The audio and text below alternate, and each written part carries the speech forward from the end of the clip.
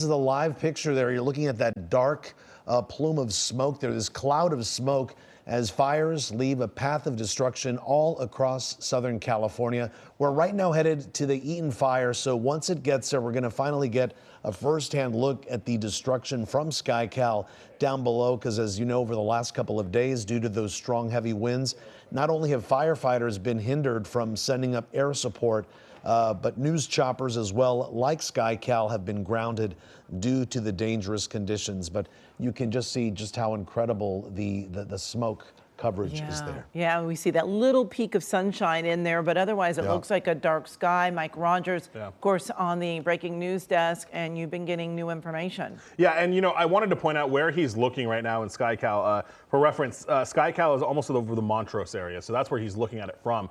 And this area is almost right where the fire started. This is that hillside that we saw it spark off of last night and then move significantly to the east. Now, there are flight restrictions, so we won't be able to get much closer. Our pilot is concerned about getting too much higher because of the wind, so this is probably one of the best shots that we're going to get, at least for now, of the Eaton Fire. But you can see as it still moves to the east there, you can see all of the smoke that is still billowing. And I'm going to ask Oliver, if you can pan left and push into where that kind of black smoke is.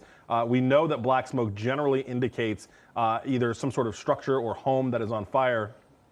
And you can see that that is still happening. And we've seen that from our reporters as well. And it's kind of difficult, you guys. I mean, we don't very frequently get these multi-day kind of fire events like this, where we are day after day watching things continue to burn, continue to push through cities, continue to push through neighborhoods. And you know, we see the eerie scene there where you have the smoke that's just kind of laying low there after it's ripped through these cities. I mean, we're talking Altadena, Pasadena. There's even evacuations in Glendale, Sierra Madre, Arcadia, Monrovia, a very good chunk of the San Gabriel Valley now dealing with these evacuations and damages that have been seen as a result of this. And again, I believe this is close to where the fire started yesterday.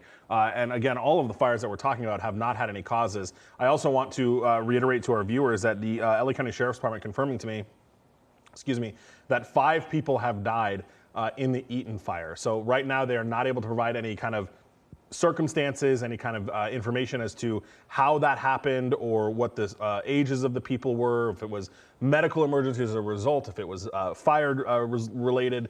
But we do know that they are saying that 5 people have died in connection to the Eaton Fire. So we're still going to work on getting that information from the sheriff's officials. You can imagine that it is pretty chaotic. I just was having a conversation with the medical examiner. They have not even begun that process on their end yet. So it's hard to tell exactly what's going on. But this was a fire that started at night and it moved so incredibly rapidly. I remember last night when we were starting to learn about it and trying to get some evacuation numbers and information. And that is, I believe, that looks like that might be Mount Wilson or a different set of radio towers that are up there. But I know last night it was burning pretty close to our Mount Wilson, because we've actually got a camera up there that I was looking at last night. Let me just look at it right now. And yeah, you can still see some of the smoke. It looks like it's still a little bit away. Jackie, I don't know if we can look at RM1. I just want to give our viewers the perspective from the Mount Wilson camera that we've got up there as we're looking at it kind of creep up the hill from SkyCal. But there is, you see water dropping, or retardant dropping aircraft in the air that's going to come in and make a drop there. Incredibly split on resources right now because we have these major fires burning. And after this one, I'm going to have SkyCal go check out that new one that we were talking about, the Lydia fire, hopefully up in the Acton area. We'll see if we can make it up there. I know there's a lot of aircraft that are kind of being utilized on that fire right now as well. Thanks, Jackie. This is our camera from Mount Wilson, where you can see the smoke and the fire kind of creeping up towards the radio towers there. So that is the situation that we're contending with. We'll go back to the SkyCal video if we can and look at that as you see this tanker coming in. Hopefully we'll see them make a drop. This is Tanker 95. This is a CAL FIRE 1960 Grumman S2 turbo tracker from CAL FIRE that is working on this right now for us. So lots of aircraft in the air. It's such a nice thing to see as compared to yesterday, you guys. No doubt. What a relief to see those planes in the air. And with every fire retardant drop, it's a little bit of hope that maybe they can start getting some containment on this fire. Mike, earlier you had mentioned to us that the U.S. Navy was going to be sending us 10 helicopters with buckets, water buckets, to help in the fight. Any word on a timeline for that yet? So not that we're working on that with the Navy. I was just looking on the radar to see if I can see any of them headed up this way.